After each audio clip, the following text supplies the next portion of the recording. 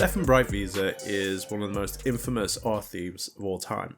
Over the course of 7 years, he stole 300 pieces of art. As today's guest, Mike Finkel, points out, it was an average of one masterpiece every 12 days. Breitwieser kept them stored in his bedroom in his mother's attic. He claimed that what distinguished him from other thieves is his love of art. Fortunately, there was quite a tragic end when, after he was caught, his mother destroyed a significant chunk of that art in a bonfire. The crazy story of Stéphane Breitwieser is told by Mike Finkel in his new book, The Art Thief. I've been so eager to talk to Mike about Breitwieser because I wanted to look at the art thief as a strategist. And in the discussion today, we explore sort of the tension between planning and action that Breitwieser encapsulates. We also touch on his invisible style, why criminals should try to be illogical.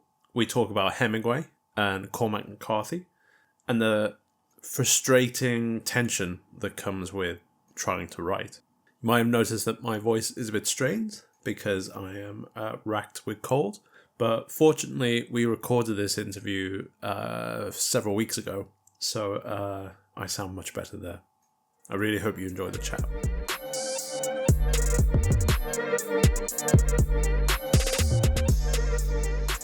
Michael Finkel, thank you so much for sparing the time today. My pleasure. Happy to be here. Please call me Mike too. Okay. My wife calls me Michael when she's sort of like annoyed at me, and so I'm always like whenever someone calls me Michael, either don't know me or I have to apologize. Okay. So I'm going to start by asking, what is your favorite word? Really? Wow. Yeah.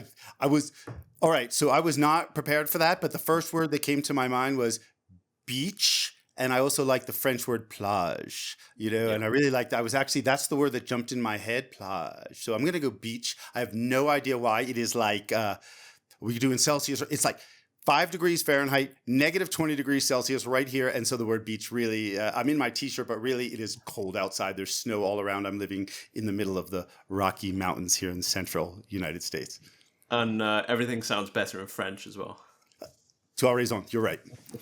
What is your least favorite word?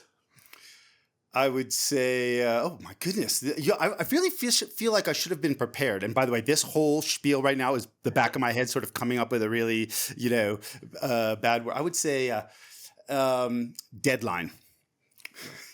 And if you have to ask why, it's because I've been a journalist for 30 years.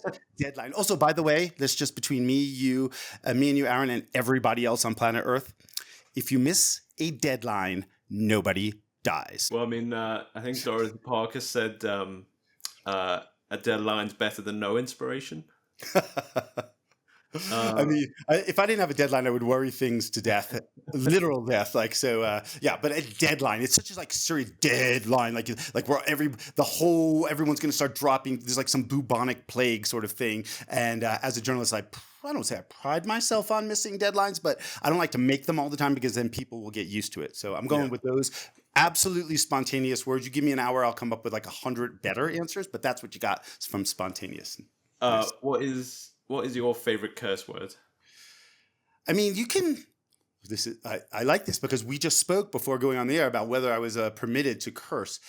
I mean, just the flexibility of the old fuck is great, but again, there's some like, I guess I'm talking about the art thief and so a lot of, things in my head are French. And you did say before that things sound better in French. Putain, which is the great French swear word, also reminds me of the leader of Russia, Putin. And so I really do love putain. Like, it's just a double, it's a double perfect swear word. You're basically flipping off anybody, plus you got the president of Russia in there. So putain. Well, I mean, my follow-up was going to be, were there any moments in your research on the art thief that prompted you to use it? So Breitwieser himself, let's see, he used a couple of good swear words that I had to translate back into English. I find I've been a full-time writer for more than 30 years, and every single time I sit down to write, I don't know. I mean, how dumb can a person be thinking this is the time that it's going to be easy? And it never is. So I wrote what I thought was a really clean draft of the book, The Art Thief, and I sent it out to my 10 readers who are like really not shy to tell me that something sucks. And I think all 10 of them had said that it sucked. And I think I shouted a big putain, a big fuck, like, and rewrote. So the book that anybody might be reading is the third. And when I say third draft, I mean like no paragraphs the same from the second to the third. And the funny thing is that my 10 readers, if they're listening, I do have to say one thing to them. Besides putain, fuck off. Thank you. Honestly, like, I think the secret to good writing, Aaron, is good editors. And I wish that, if anybody thinks that, oh, I just write in this little vacuum and, like they're always showing in the movies, is they're always, everybody's in a good mood and the words are flowing. Well, that's not really the way it is. And you write shit and then you write kind of better than shit. And then the third draft, my friends all jumped all over me and everything came together. And then there was that beautiful like sense that, the creative muse finally, after hiding for months, came out and helped me out. So, And I despise first drafts. I remember seeing it was a clip of John Cleese talking like at some event or some panel, and he was sort of saying about like to be a creative person and to produce a work of art or a book or something like that, you have to sort of live with tension, and like whether you succeed or fail is whether you can stomach that tension in like the production of the thing.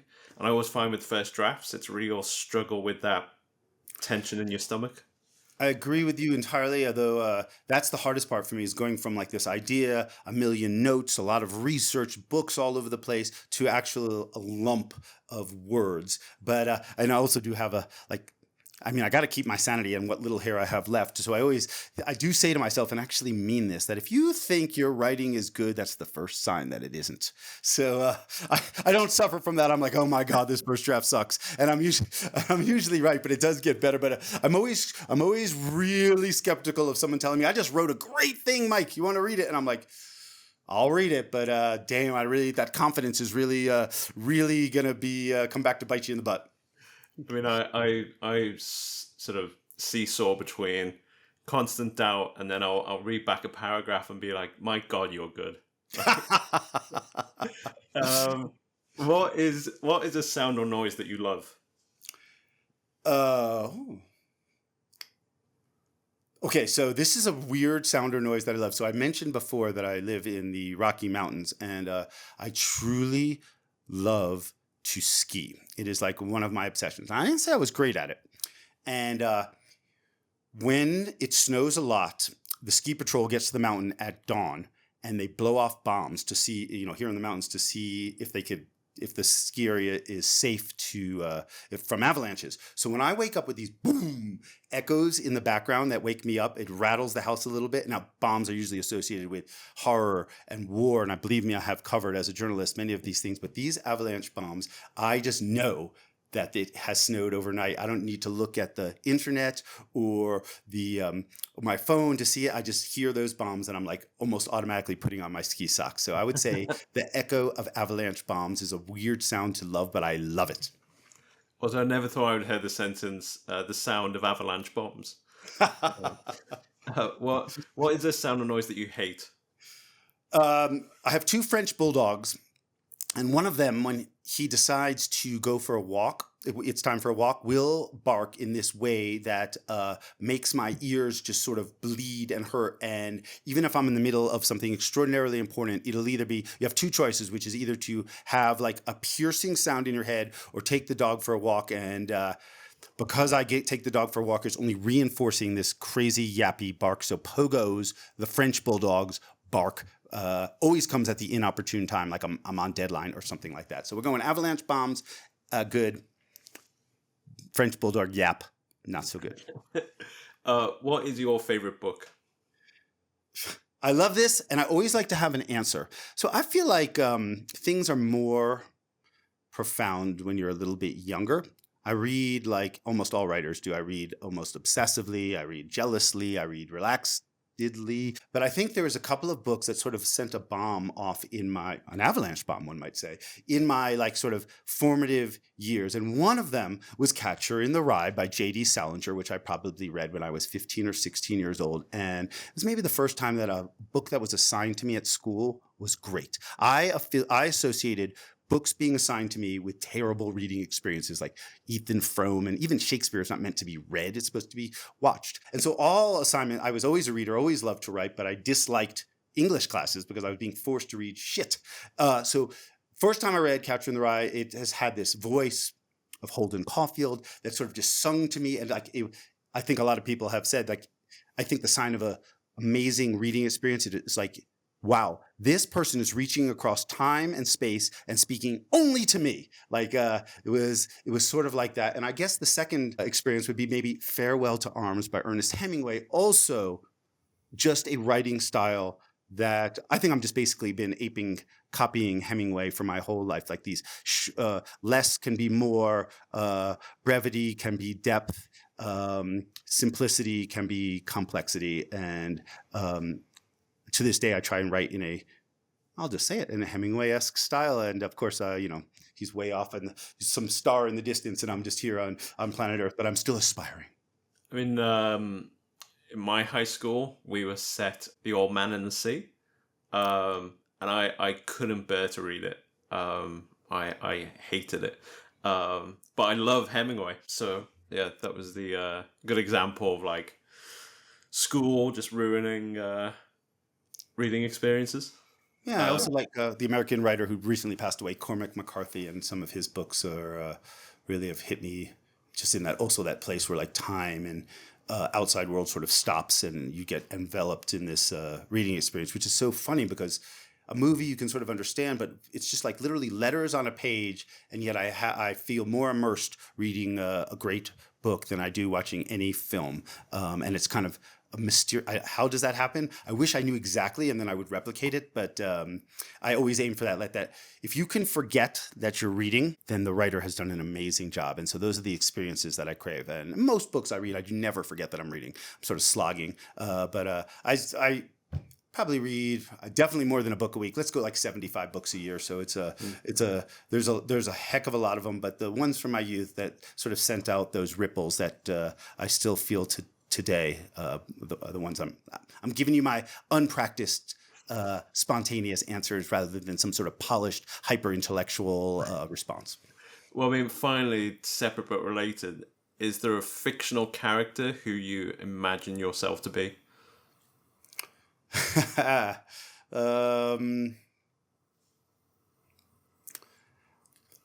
I think almost all the great reading experiences, like you sort of become that character. In fact, I even start like writing or thinking like them. Let's see. I'm just gonna go with like I'm looking at my piles of recent books. I've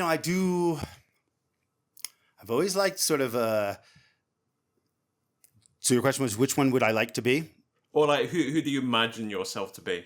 Okay, so the book The Martian, which I think became a movie, where this guy's like sort of. First of all, I've always wanted to get into a spaceship. Ever since I was a kid, I had that sort of like astronaut fantasy. I got terrible eyesight. I'm really not ever going to be an astronaut. But like then I imagined being very like do it yourself, very handy, which I'm also not. Like any little thing breaks, and I'll fix it. And an hour later, I'll be like, now it's worse. Let's call a handyman. So I imagine myself being like this amazing space explorer. So I'm going to go with the main character of the Martian, who sort of has this disaster and figures out all these amazing things. Has like this scientific head where really I could probably do none of those. But in my secret fantasy Finkel world, I'm like this hardy astronaut who can solve all these deeply vexing problems. But in truth, I can solve none of them.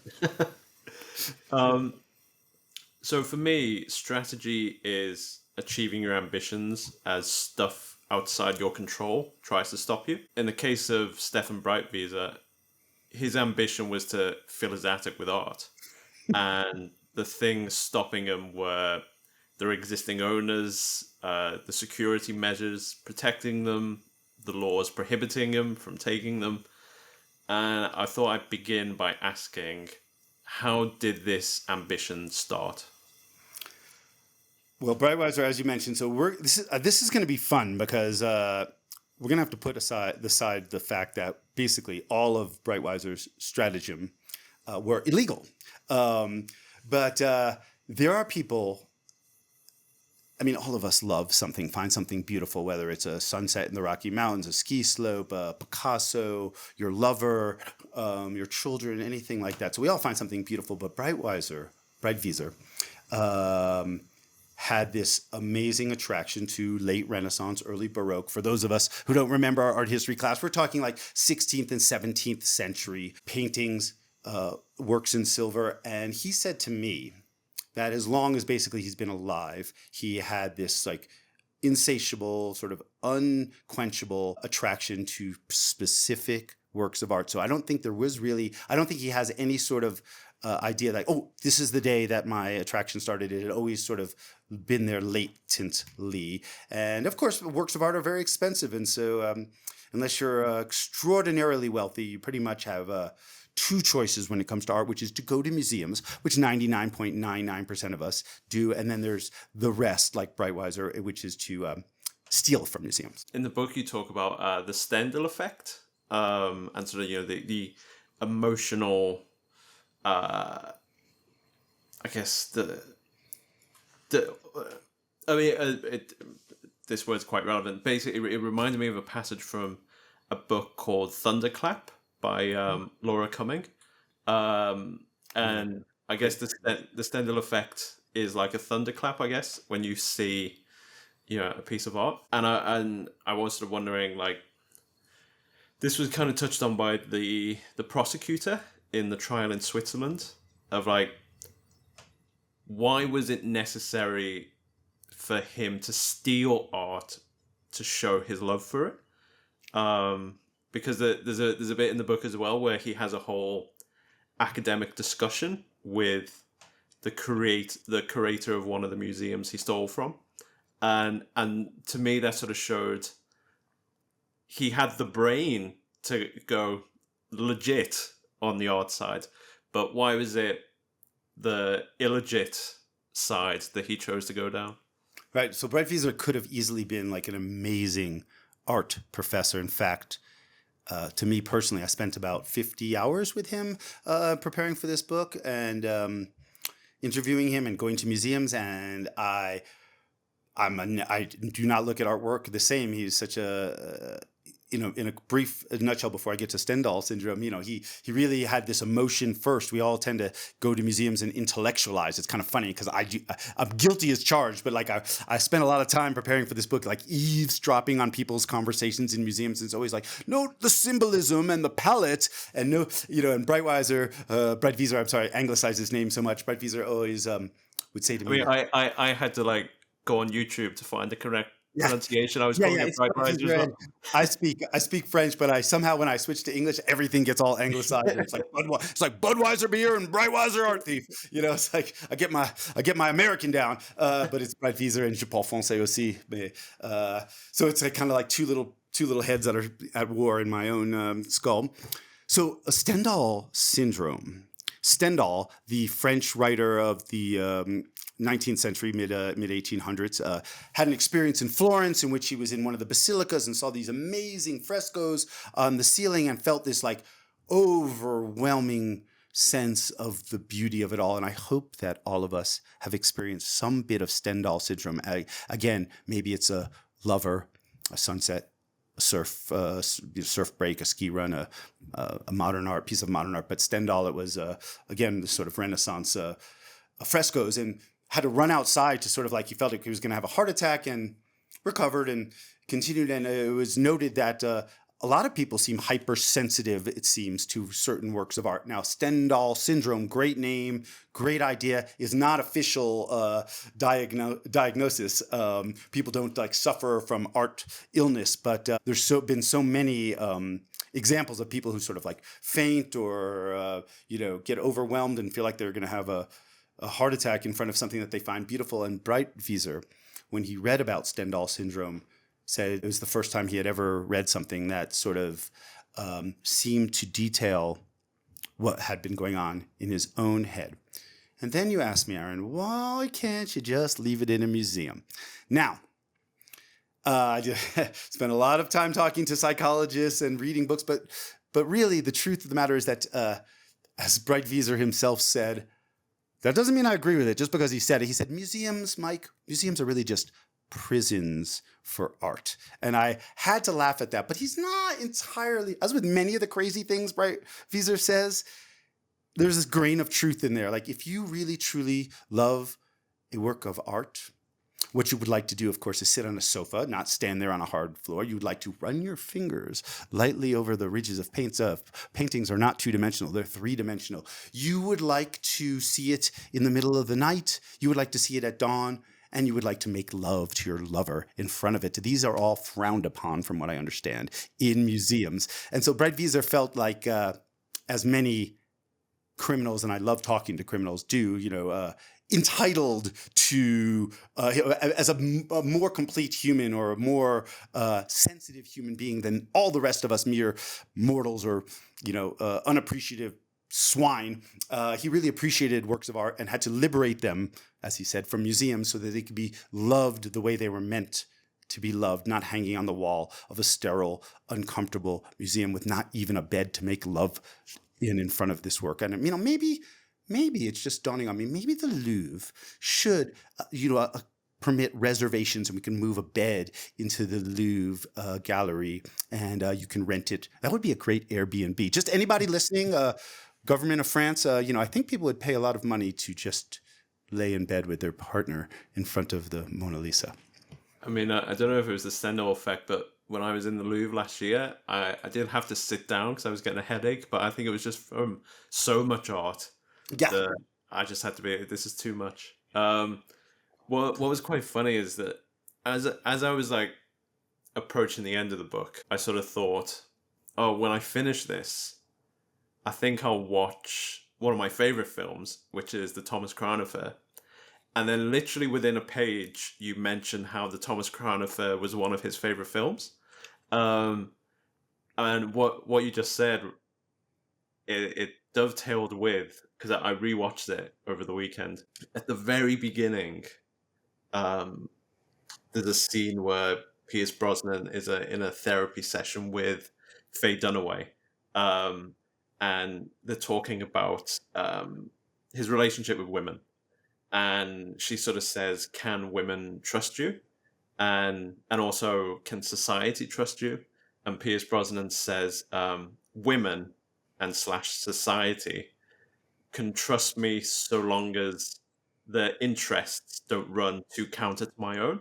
And I thought that's also a perfect encapsulation of Breitwieser. Like, so long as neither society's nor Anne Catherine's or his mother's interests don't run too counter to his own, he can be trusted. Yeah, I mean, that's generally the sign of a massive egotist who will cause, the downfall of society. If there were more Breitwiesers in the world, and museum.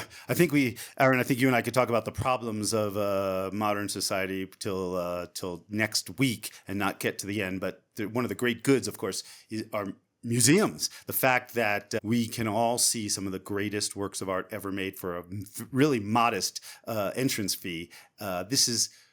We take this for granted, but this has only last 250 years, where it was only the kings and the extraordinarily wealthy who could see this. So when I sort of lightly joke about museums being, poor substitutes for really enjoying art, I'm saying this with tongue firmly planted in cheek here as a museum goer. But let's just be honest.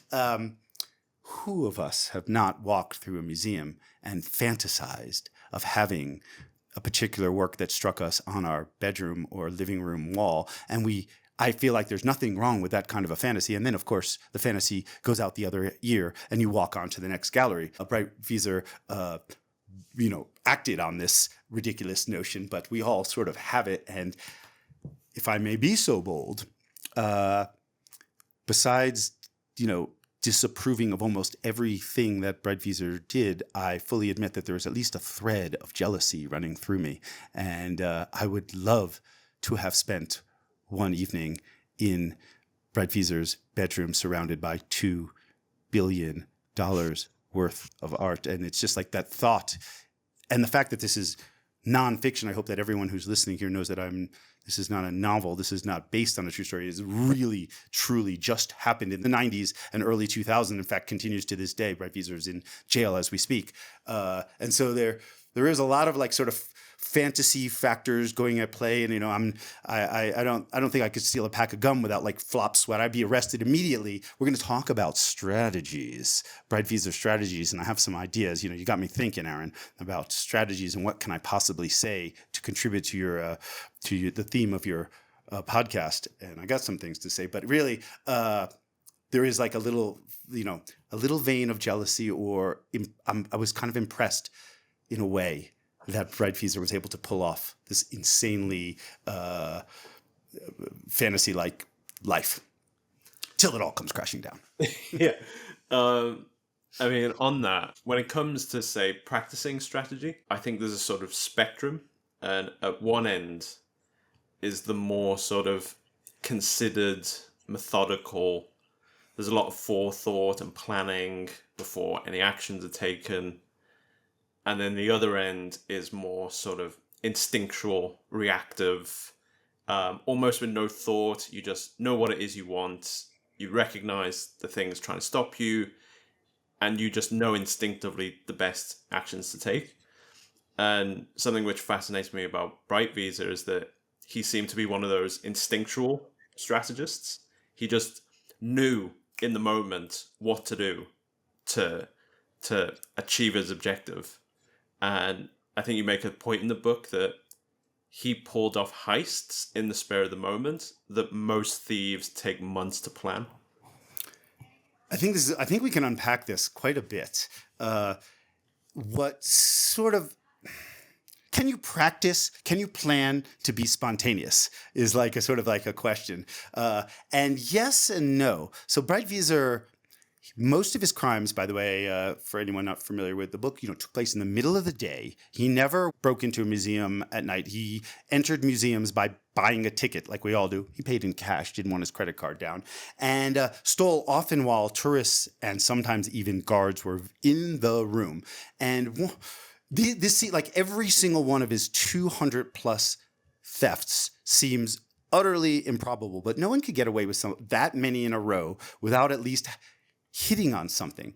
And I think you said before, like there is such a thing as too much planning, especially when you're dealing with daytime heists, meaning you don't know how many tourists are going to be in the room. You don't know how observant they're going to be. Are they all going to be wearing headphones and going to be ensconced? Are they going to be looking around? You don't know how often the guards are, if they're on foot or switching, or whether they're just going to be sitting there. Breitwieser very rarely did scouting missions. He just sort of acted on the moment. But I believe that his spontaneity comes from a place of forethought and practice, and he had a few ideas that may be applicable to all the rest of us who don't plan on going into museums and thieving, but really sort of I think it plays a part in, maybe can play a part in all of our lives. One of the first things that came to my mind was when I was asking Breitwieser about like how he was able to like make the decision to grab something where that there's a risk of basically spending years in prison if you're caught.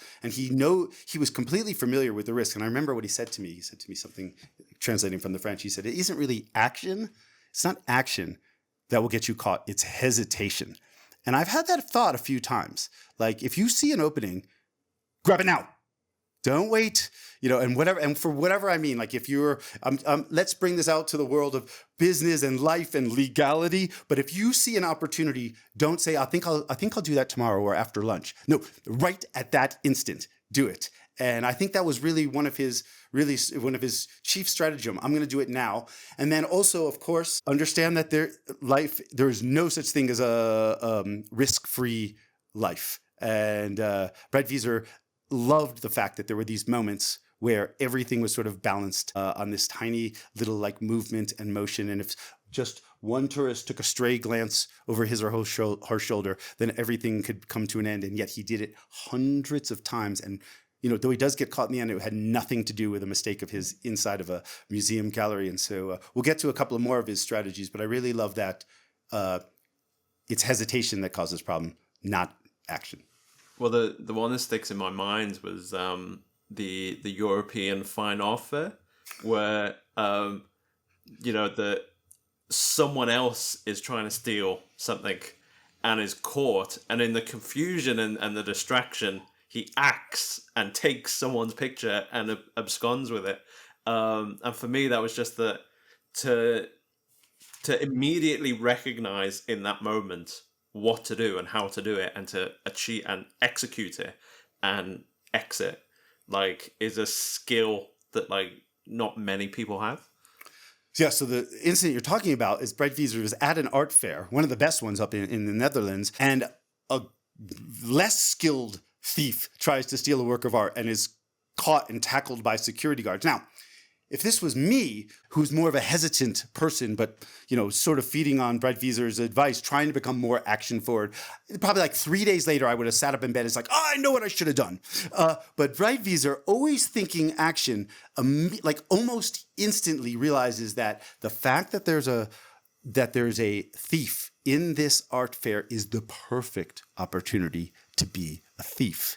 And while everyone is distracted by this thief, Breitwieser did not set this up and couldn't have even imagined setting this up, just took advantage of a lucky situation. I had no idea that there was another thief there. But while everyone is concentrating on this thief, steals a multi-million-dollar painting and walks out the door with it uncovered because all the security rushed to the scene. 2 crimes, a second crime on back of the first crime, kind of crazy, kind of genius. And I'll fully admit, like, I never would have thought of that in the spur of the moment. But really, if you have like sort of an action-oriented mindset and stratagem, like, he immediately took advantage of it. And I'm so glad that you brought that up, because I don't want to say, again, not endorsing any of Breitwieser's behavior. I freaking love that crime. I love it. Like, wow. Very, like, chapeau, as they say in French. I tip my cap. I fully admit that was chutzpah times 20.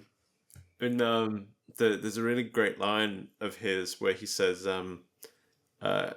crime works best not with overpowering force, but when nobody knows it's being committed. And it just sort of occurred to me that when you were talking about whether tourists are going to be looking around or anything like that, I guess the thing that, like, distinguishes Breitwieser from others is maybe it's like a Judeo-Christian hangover, but a sort of belief that we're always being watched. And I got the sense reading The Art Thief that what sort of set Breitwieser apart was that he was sort of confident that no one was watching. And not only up there, but just generally, no one was watching. And if you believe you're being watched, you will act as though you have to be careful and sort of everything like that. But he seems to have this intuition that no one's paying attention to you. No one cares. No one notices anything. And it seemed to be a big part of the way that he just got away with stuff, because just no one was looking at him.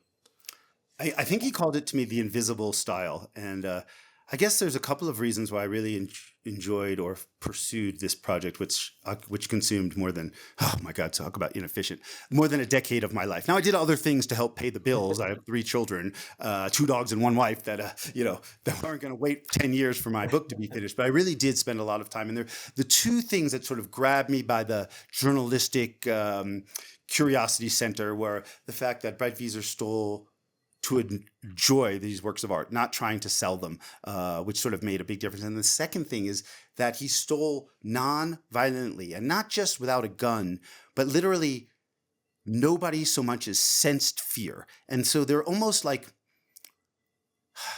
if these were violent crimes and people got hurt or even like bound and duct tape, and you can't, there's like a sense of levity that would go away. But like his crimes were so like almost like, I was going to say cartoonish, but like beyond belief, but yet also true. And so his invisible style, which you can almost like take to outside of Breitwieser. Again, I feel like, we're talking like some stratagem that other people besides art thieves might be able to use. Like coming in with like loud noises and firecrackers and, bombs and Uzis, that's impressive for a few minutes. But really, all you're doing is causing mayhem and attention on yourself. If you come in quietly and, act with what Breitwieser called the invisible style, I feel like you'll get away with so much more. If you have a craven need for recognition, you should probably question. That's something you should look into more closely. And if you're going to bully people into it or frighten people into it, I feel like that's a terrible way to get attention. I mean, the irony is that that's how Thomas Crown does it, with a lot of firecrackers and sort of everything like that. It's also a movie, right? He only does it once. And it was actually striking me that when I was writing the book, I actually feel like part of Breitwieser's strategy and style sort of also was in the book. Like I've, not to brag, but I have a pretty decent vocabulary, but I wanted to write with sort of the invisible style. I didn't want any reader to be like, I got to get the dictionary, or this is like, this is I feel burdened by the reading, like by sort of writing in an invisible way, realizing, that you sort of forget your reading, as I was sort of explained to you before. Like the story sort of comes to the forefront, and it's actually more effective than sort of showing off using the literary equivalent of smoke bombs, Uzis, and breaking into skylights. Those are all very loud and kind of distracting things. And so I tried to take that all out of my book too, and sort of write the way Breitwieser steals.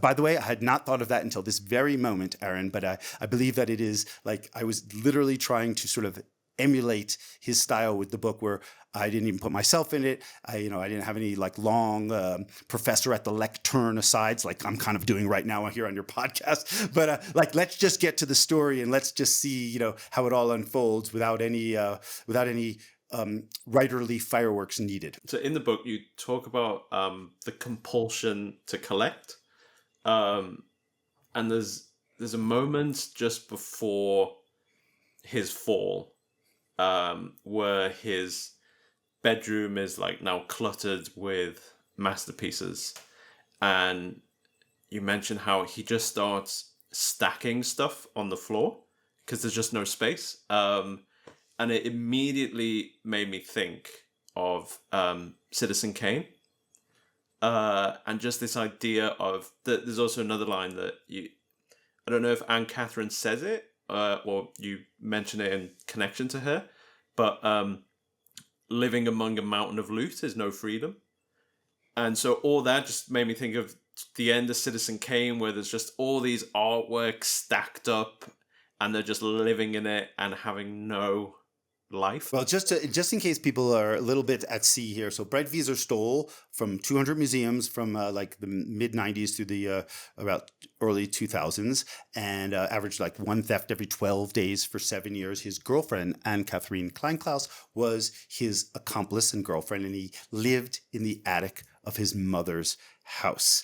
And the mother, she knew what was going on, but sort of buried her head in the sand. So that's the general rubric that we're working with. But yes, Breitwieser is a thief, and not just a thief. He's an obsessed and incorrigible thief and collector. And as you touched on, Aaron, one of the hallmarks of true obsessive collecting is that it never really ends. Like there's no, I have all the artwork in the world. Like there's always more. There's never, and I remember reading a couple of psychology books about collectors and sort of compared it to the ancient human ritual writ on our DNA of hunting and gathering, like hunting for your next object. And Breitwieser repeatedly during our interviews compared himself to a hunter, including camouflage, which was in his world, which was wearing like a polo shirt and nice slacks, because that camouflaged him in a museum. So he was camouflaged. He snuck up like hunters do. He even picked his right moment, and then boom, you don't have time to hesitate. You don't have time to make a sound. You'll lose your prey. And so I think that comparison holds. And so this sort of like hunting, this primal rhythm of hunting and gathering, really you never say, oh, I've hunted enough. You like always want some more. And so the problem is that, of course, Breitwieser never could stop. And he went from like kind of an impressive idea to like sort of eye-opening like treasure chest, and then spilled over the backside of this into sort of sadness and like hoarding. And, you would love it for, I mean, criminals are criminals. You would love for someone to stop. Oh, stop! You know what I'm going to do now? I'm going to stop. I'm going to stop stealing, and I'm going to become a museum security consultant, which was one of his ideas. Like those cyber hackers that become cybersecurity experts. But he never could stop. And again, if I was writing fiction, there might be a happy ending. But I'm writing nonfiction, and I feel like, the scorpion will always sting you. Like, no matter you try and rescue a snake from a bad spot, it will bite you. Like, and so Breitwieser's true colors, which is that he cannot stop stealing, come to the fore even after he's worn out his welcome and his legal sort of processes and sort of everything. It's a little bit of a sad ending, but also in my weird way, I don't know how this is going to sound, but I love the ending. Like the fact that it's sort of unexpected and tragic, and such is life. I mean, it was. Yeah, I was shocked by how sad the end was, and well, I mean, what really got me like in the heart, and I'm trying not to tear up. It was him stealing Roman coins and trying to sell them on eBay. Yeah, that was like sort of the end of his like sort of trail of self-destruction. For 90% of the book, he sort of makes fun of common criminals and says he's above it, and then in the end, of course, becomes a common criminal. And sort of that's when I hope all readers' eyes are open, saying, this person who I sort of was rooting for the first part of the book, I am now like a little bit disgusted with, and that's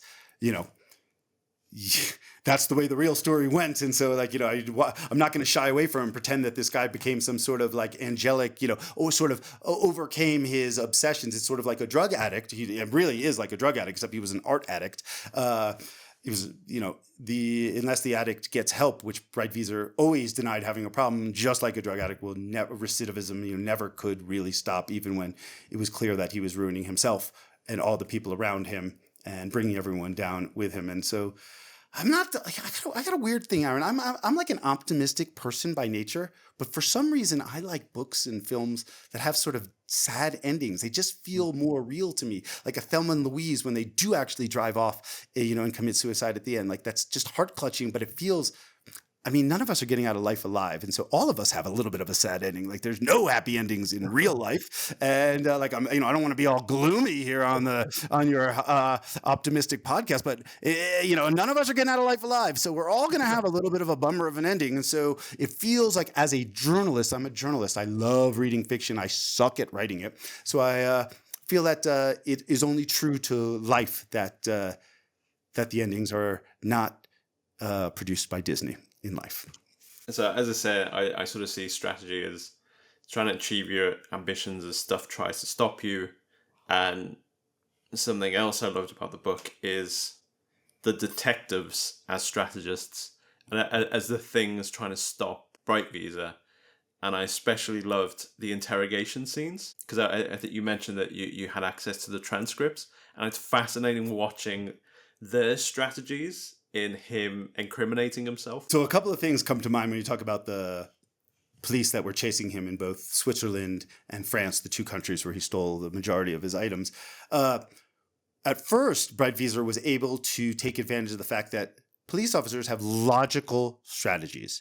If 99% of art thieves only steal to get money, so really to catch someone, you just look for the when they hit the market. So Breitwieser, his strategy was almost like perfectly bizarre, which was to be illogical. And that is sort of like, how could you be illogical on purpose? But he sort of was like, it doesn't make any sense to steal from museums and just put them in your house. And so he was able, really the only reason he was able to evade capture is because he was played against type again and again. So the police officers are stuck in this sort of logical mindset, because they are going to catch, the point of being a police officer is to catch not just this one criminal out of 1,000, but to catch the 999. Breitwieser was the one. And so Breitwieser took advantage of knowing that these police officers would be stuck in this sort of Venn or the flow chart that was like logical, and Breitwieser, by being completely illogical, stealing for love and passion,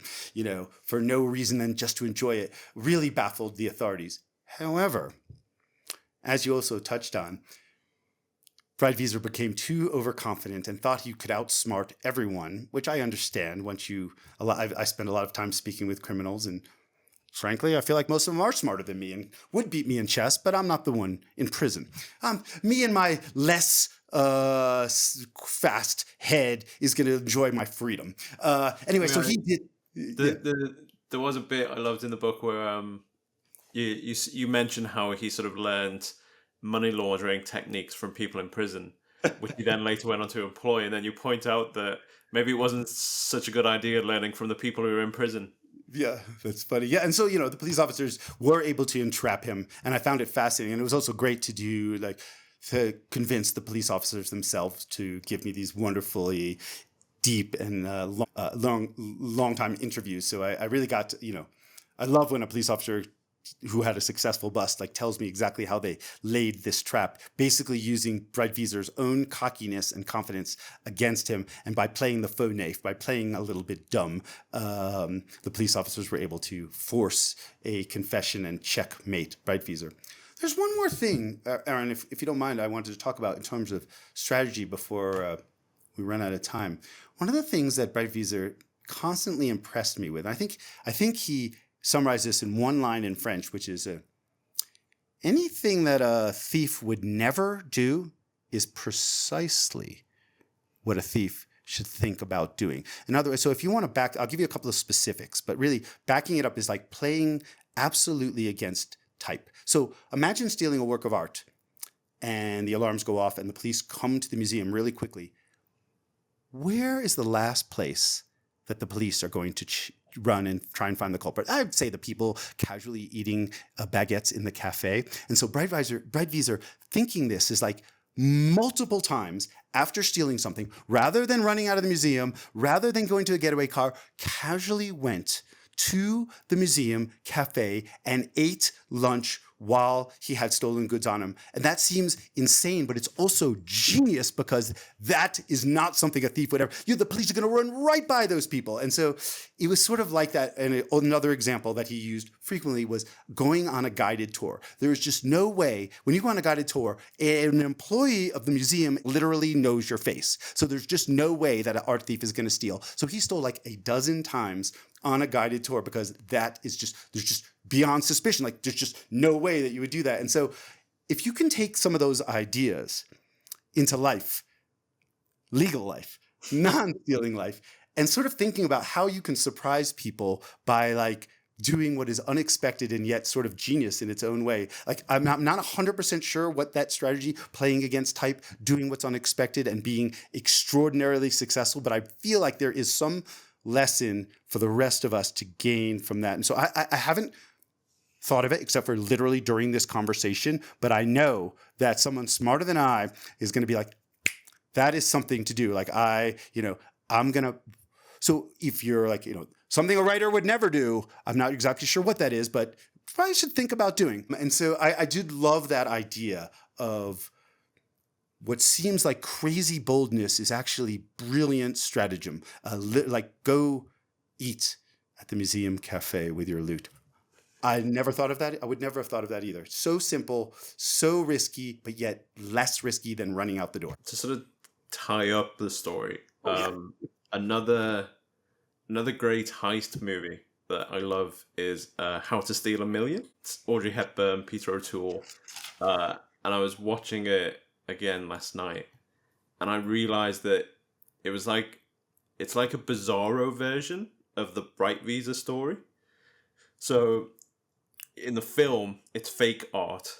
In the Breitwieser story, it's real art. In the film, it's a father-daughter relationship. In Breitwieser, it's a mother-son. And in the film, Audrey Hepburn's father is this brilliant forger who loans a fake masterpiece to a museum without realizing it's going to be tested before they sort of insure it. So she and Peter O'Toole steal it before the father's ruined. And I sort of thought how in the film, the child is committing a crime in order to save the parent. Whereas in the Breitwieser story, the parent removed artwork the way Audrey Hepburn does in the film to try and save the child, but in a way that's absolutely awful. Yeah, devastating.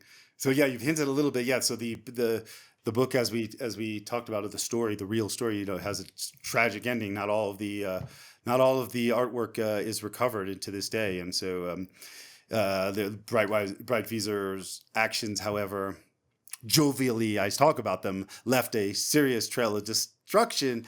And while nobody was physically injured, I feel like the victims are pretty much all of us that go to museums and sort of obey the law as much as we might fantasize about bringing them home. It just stays between our ears. And I recommend it staying between your ears and enjoying the museums. But there are, like, I did not know this until this conversation, which is maybe why I think your show is so good, is that like surprising conclusions just sort of crop up spontaneously, rather like a Breitwieser theft. I mean, there was a particular line that from one of the Swiss detectives, von der Mule, and he says, museums are secular churches, and to steal there is blasphemous.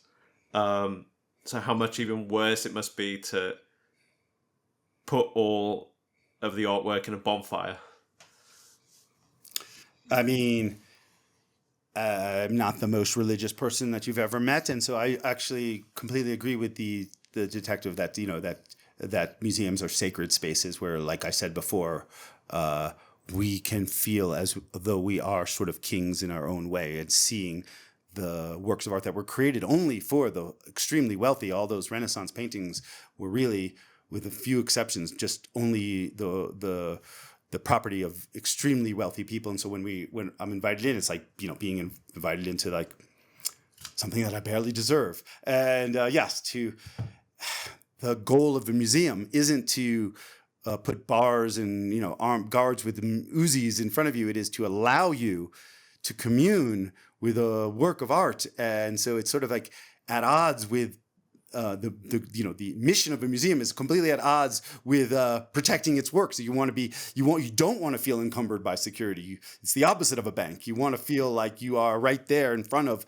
a work of art, which is why if you go to museums, almost all paintings do not have glass over the front. It really ruins your experience. But yet, if you were the type of asshole who wanted to poke your finger through, you could. But fortunately, crazily, shockingly, and also heartwarmingly, almost all of us humans have really internalized that is not behavior that is acceptable in a museum, and why ruin it for the next person? So it's lovely to realize that museums exist because based on the trust of all of us, and we fulfill that trust with very rare exceptions. So thankfully, it's like museums are also like little places of optimism too, like not just churches, but also like amazing, like, wow, humans aren't such terrible creatures after all. We can all kind of agree that don't fuck with the art in a museum and let the next person enjoy it while you're enjoying it yourself. And like I said earlier, I pray that there are, speaking of religion here, I pray that there are not more Breitwiesers in the world, because he really, despite the fact that as a journalist, it was catnip for me to write about the story, I do not condone a single moment of it, but boy, did I have a fun time writing about it. Lastly, I was just going to ask, how do you imagine he's doing now? So, as we said before, the ending is rather sad. He became a common thief. The thing he always claimed he would never be, stole to sell, because he realized that once you have a criminal record, it's hard to get a job. As we speak, he is in prison in France, in Strasbourg, has a couple more months, and then will be under probation for several more years. So he deserves to be struggling. I cannot say that I'm completely optimistic about his future, but he, as he said to me one time, he'd lived 1,000 lives before he was like 35 years old, and really has sort of like worn himself out. And one of the things that kept me writing and working on this for more than 10 years is that to this moment, I'm not 100% sure how I feel about Breitwieser. Like, I kind of wish him well, but on the other hand, dude, you stole and caused the destruction of billions of dollars worth of art, maybe you don't deserve to, have a fairy tale ending. And so, as always, as the true journalist in me is like, I'm going to just bathe in my curiosity and see how it all goes. And maybe one thing that Breitwieser is consistent about is surprising me. And so maybe he will have a second, third, seventh act. I'm not anticipating it, though. Michael Finkel, thank you very much. Aaron, it's been so much fun talking to you.